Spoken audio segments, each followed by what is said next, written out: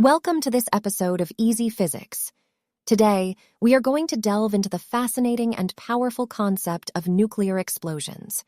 Nuclear explosions occur as a result of the release of a tremendous amount of energy from the nucleus of an atom. This energy can come from two different processes, nuclear fission and nuclear fusion. Before we dive into the specifics of nuclear explosions, let's take a step back and understand the basics of atoms. Atoms are the building blocks of matter, and they consist of a nucleus, which is made up of protons and neutrons surrounded by a cloud of electrons. The nucleus is held together by a strong force called the nuclear force. Nuclear fission is the process in which a heavy nucleus, such as uranium-235 or plutonium-239, is split into two smaller fragments called fission products. When a heavy nucleus absorbs a neutron, it becomes unstable and splits into these smaller fragments, releasing an enormous amount of energy in the process. This energy is released in the form of kinetic energy of the fission products, as well as in the form of gamma radiation and the release of additional neutrons.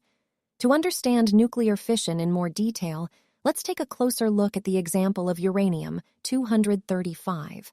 When a uranium-235 nucleus absorbs a neutron, it becomes uranium-236, which is highly unstable. The uranium-236 nucleus then splits into two smaller nuclei, typically releasing 2 to 3 neutrons in the process. These released neutrons can go on to collide with other uranium-235 nuclei, causing a chain reaction. The chain reaction is a crucial aspect of a nuclear explosion. If the number of neutrons produced in each fission event is greater than 1, the number of fission events will increase exponentially, leading to a rapid release of energy. This rapid release of energy is what makes nuclear explosions so powerful and devastating. To control this chain reaction, a substance called a moderator is used. The moderator slows down the neutrons produced in the fission process, increasing the likelihood of their absorption by other uranium-235 nuclei. Common moderators include water, graphite, and heavy water. By controlling the rate of neutron absorption, the chain reaction can be sustained at a controlled level, as in a nuclear reactor, or rapidly increased for a nuclear explosion. Now, let's shift our focus to nuclear fusion. Nuclear fusion is the process in which two light atomic nuclei, typically isotopes of hydrogen, combine to form a heavier nucleus. Fusion reactions release an enormous amount of energy and are the process that powers stars like the sun. In order for fusion to occur, the atomic nuclei must overcome the strong electrostatic repulsion between them. This can be achieved by heating the nuclei to extremely high temperatures, on the order of millions of degrees, creating a plasma state.